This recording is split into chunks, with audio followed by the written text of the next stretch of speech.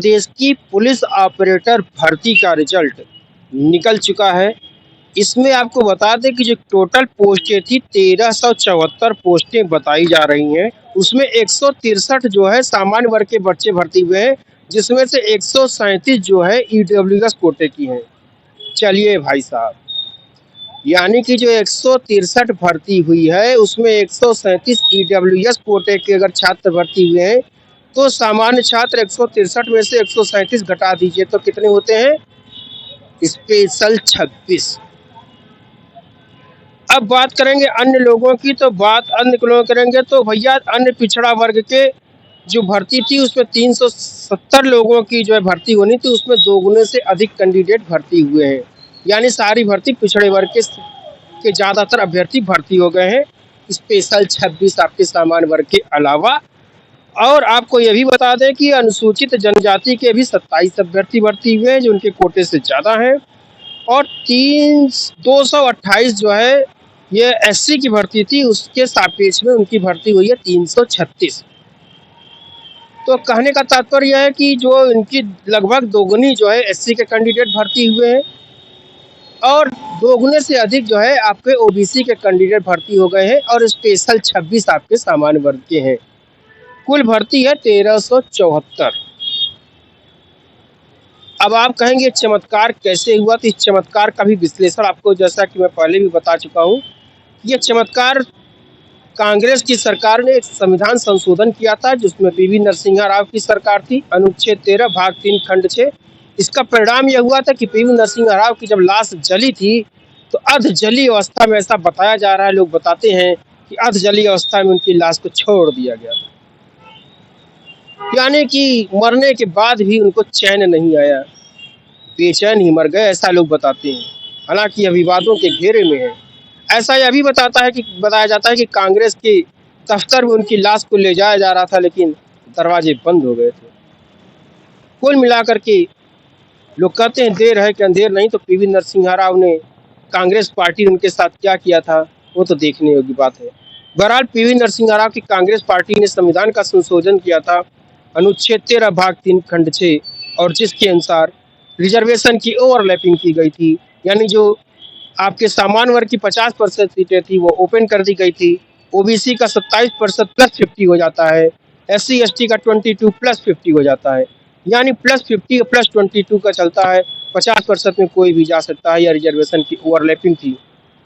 इसी की रिजर्वेशन की ओवरलैपिंग का परिणाम आज आप देख रहे हैं कि आपके 1374 में स्पेशल 26 सेलेक्ट हो पा रहे हैं, और कुछ दिन बाद ये स्पेशल 26 भी गायब हो जाएंगे। हालांकि भारतीय जनता पार्टी की सरकार ने 10% का ईडब्ल्यूएस आरक्षण का झुंझुना पकड़ाया, जिसे सुदामा कोटे के नाम से जाना जाता है, लेकिन इसका भी अगर विश्लेषण करें तो उसमें न सिर्फ ईसाई धर्म के लोग बल्कि बौद्ध धर्म के लोग, और इसके साथ साथ मुस्लिम धर्म के भी जो सामान्य वर्ग के लोग आते हैं, सिख धर्म के लोग भी आते हैं, वो भी शामिल हैं। सिर्फ नाम सुदामा कोटे का दे दिया जाता है, बदनामी सुदामा को मिल जाती है, ब्राह्मण को मिल जाती है, लेकिन कोटा तो सबका है। अब बात करते हैं आपकी, अगर आप जनरल कोटे के हैं तो सबसे पहली बात तो भाई साहब, आपकी आवाज़ उठाने वाला सिर्फ और सिर्फ रिलायबल मीडिया ही है। पूरे मीडिया जगत में आपकी आवाज़ सिर्फ रिलायबल मीडिया भारत ही उठाता है, और अगर आपने हमारा सपोर्ट नहीं किया तो हम भी बहुत ज़्यादा दिन तक चल नहीं पाएंगे, या तो वाइंड अप हो जाएंगे, और या तो फिर हमें भी कुछ और करना होगा। एकमात्र आपका सहारा है रिलायबल मीडिया भारत। इसके साथ साथ आप हमारे एक्स हैंडल पर भी जा सकते हैं। मेरी आईडी है बोधिसत्व राकेश पांडे इस्पाहान, जो मेरा सपोर्ट करते हैं। आप जानते हैं अगर आपके बच्चे बड़े हो जाएंगे तो आपकी आंख में आंख डाल करके पूछेंगे पिताजी आपने क्या किया था, और ये 5th जनरेशन वार है। आपका फरसा या तलवार आपके काम नहीं आने वाली है।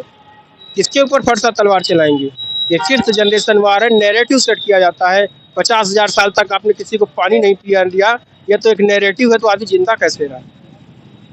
आप इस नैरेटिव की लड़ाई में पीछे होते चले जा रहे हैं। अगर आपने हमारा भी सपोर्ट नहीं किया तो भगवान ही मालिक है आपका। और मैं आपको बता दूं, ऐसा नहीं, समाज के जागरूक व्यक्ति मनोज दीक्षित जैसे व्यक्ति, जुगल किशोर तिवारी बुंदेला आईपीएस जैसे व्यक्ति, या फिर कहा जाए तो टीएन मिश्रा और नवीन पराशर जैसे व्यक्ति, डॉक्टर प्रद्युम्न द्विवेदी जैसे व्यक्ति जिनको पीडीबी के नाम से भी जाना जाता है, ऐसे लोग अपने बच्चे की आंख में आंख डाल करके कह सकते हैं कि हाँ, हमने बोधिसत्व राकेश पांडे इस्पाहान का सपोर्ट किया था, और हमने जो हमसे फिफ्थ जनरेशन वार में हो सकता था हमने किया। रिलायबल मीडिया भारत का हमने सपोर्ट किया, जो फिफ्थ जनरेशन वार में नैरेटिव ब्रेक करने के लिए कार्य करता है हमने इसका सपोर्ट किया। अगर आपने अभी तक नहीं किया मेरा सपोर्ट या कि फिर रिलायबल मीडिया भारत का सपोर्ट नहीं किया, इस फिफ्थ जनरेशन वार में आपके पास फिलहाल सिर्फ एक ही माध्यम है, मैं हूं या मेरा मीडिया हाउस है। इसलिए अगर आप फिफ्थ जनरेशन वार में अगर आगे बढ़ना चाहते हैं, इस नैरेटिव को ब्रेक करना चाहते हैं, किसका शोषण आपने किया कोई नहीं जानता। मैं तो ये समझता हूँ कि जितने भी क्षत्रिय भाई उन्होंने भारत की रक्षा की होगी, अपने खून बहाया होगा, उस खून का बदला आपको जो मिल रहा है देख लीजिए। स्पेशल 26 में आप भी आते हैं। कहने का तात्पर्य इतना ही है कि आप बोधिसत्व राकेश पांडे इस्फान की मेरे एक्स हैंडल को सपोर्ट कीजिए, नहीं तो बहुत ही दिक्कत हो जाएगी। और आप अपने बच्चे की आंख में आंख डालकर नहीं कह पाओगे कि जब ये फिफ्थ जनरेशन वार चल रहा था तो आप क्या कर रहे थे। अपने बच्चे की, अपने भाई की, अपने बेटे की, अपने बहू की, अपनी जो भी आपका है उसकी आंख में आंख डालिए और कहिए मैं बोधिसत्व राकेश पांडे इस्फान के एक्स हैंडल को सपोर्ट करता हूँ और मीडिया हाउस में रिलायबल मीडिया भारत को सपोर्ट करता हूँ। जो लोग कर रहे हैं वो अपनी बच्चे की आंख में आंख डाल करके बात कर सकते हैं, आप भी कीजिए।